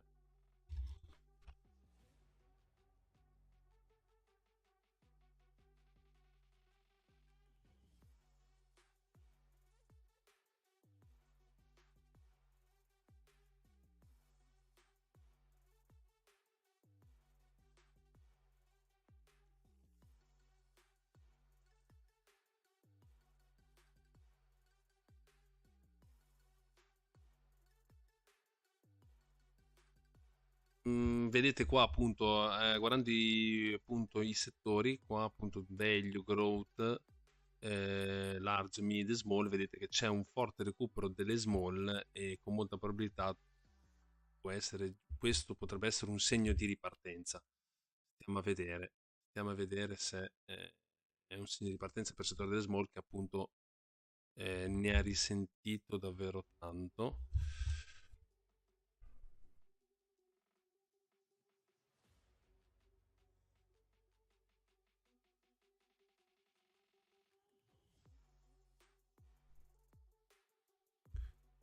Quindi da segnalare appunto Energy e il Care.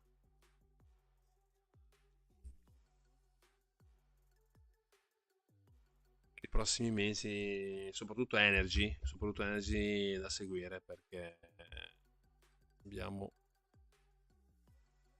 secondo me ci sono degli scenari che possono veramente favorirli. Diamo un'occhiata adesso qua. Guarda, due titoli, guardiamo un attimino quelli delle cripto.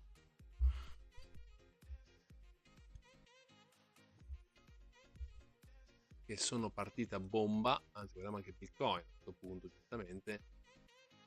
Su MicroStrategy aveva un target a 2000, hanno fatto 1880 i giorni scorsi. A mio modo di vedere dovrebbe qua c'è un supporto, dovrebbe appunto secondo me appunto tenere, e finché diciamo che non arriverà appunto l'halving che è previsto per metà aprile, anche le società delle cripto che fanno mining e tutto il resto appunto dovrebbero appunto salire, apprezzare. Quindi, e ce ne sono altre che appunto stiamo seguendo, se volete avere tutte le informazioni lo trovate nelle mie VIP room, stiamo seguendo altre che dovrebbero appunto fare molto bene.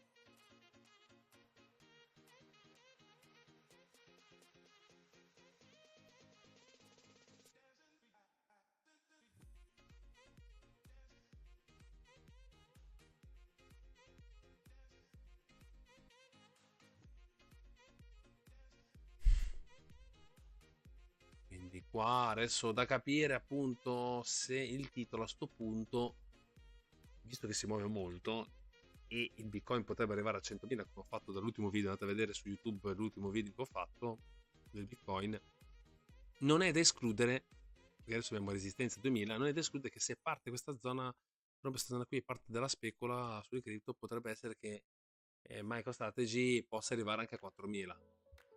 Non è uno scenario, diciamo, visto che siamo in una fase di bolla e speculazione, e poi vabbè, vedete ragazzi, abbiamo poi avuto qui, quindi vedete, sostanzialmente vanno a rivedere i prezzi che sono stati già fatti, vedete?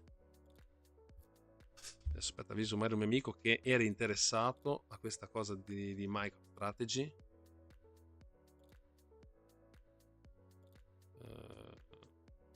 Magari facciamo anche un video dedicato.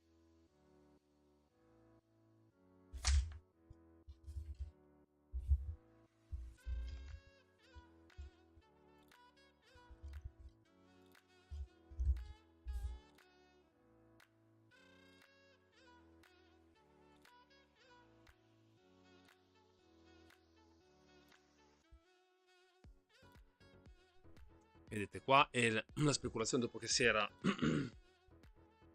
partita, questa perché si occupava sostanzialmente di altro, magari in ambito tech, vedete qui è stata la bolla del 2000 poi. Quindi sostanzialmente sta andando a rivedere i prezzi che ha visto nella bolla del 2000, vedete. Uno pensava che fosse il 2010, il 2012, poi ne era partito circa, e invece no. Vedete, ha rotto questo importante livello di 800 e sì, vedete qua 750-800 per supporto, e adesso appunto abbiamo l'altro che è qua appunto a 1300.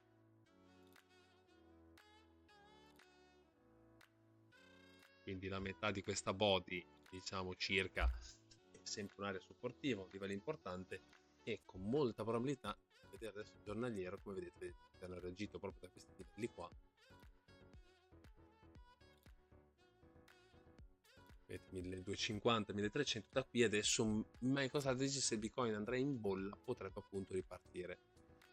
E attenzione, perché se parte un'onda speculativa può darsi, potrebbe vedere 3000, 4000, quindi mai dire mai, mai dire mai.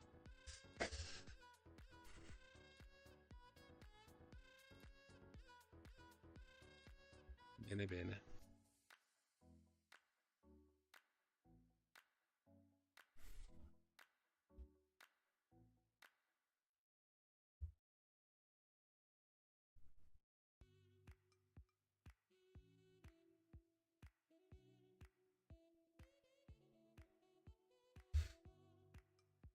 E dunque c'era un ultimo titolo che dovevamo vedere che era, ah giusto, gli energetici, ma diamo un'occhiata giusto ad Eni, che appunto abbiamo parlato un po' dell'energy prima.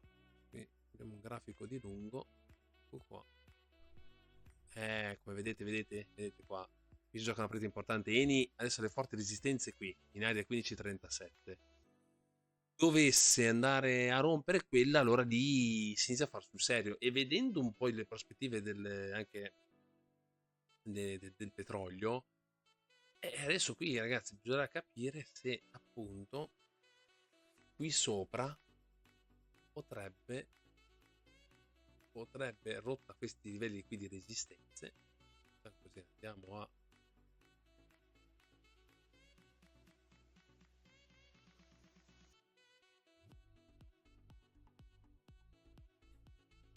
rotte queste resistenze qua, diciamo, petrolio è da seguire, perché appunto potrebbe appunto fare potrebbe partire qualcosa di veramente davvero importante, quindi massima attenzione. Io Abbiamo che fallato. Beh sì, bene o male. Quindi questi, diciamo, diventerebbe in caso di rottura, sì, diciamo che quindi abbiamo i 18 e poi l'area 23. 18 e 23 potrebbe essere un'area target, diciamo, se il petrolio va a ripartire. Bene, bene. Adesso vediamo come se riesco, faccio qualche video ad hoc dedicato. Questo è quanto, grazie dell'attenzione. Chiudo qua, se non ci sono domande, se non c'è qualcuno, buona serata a tutti.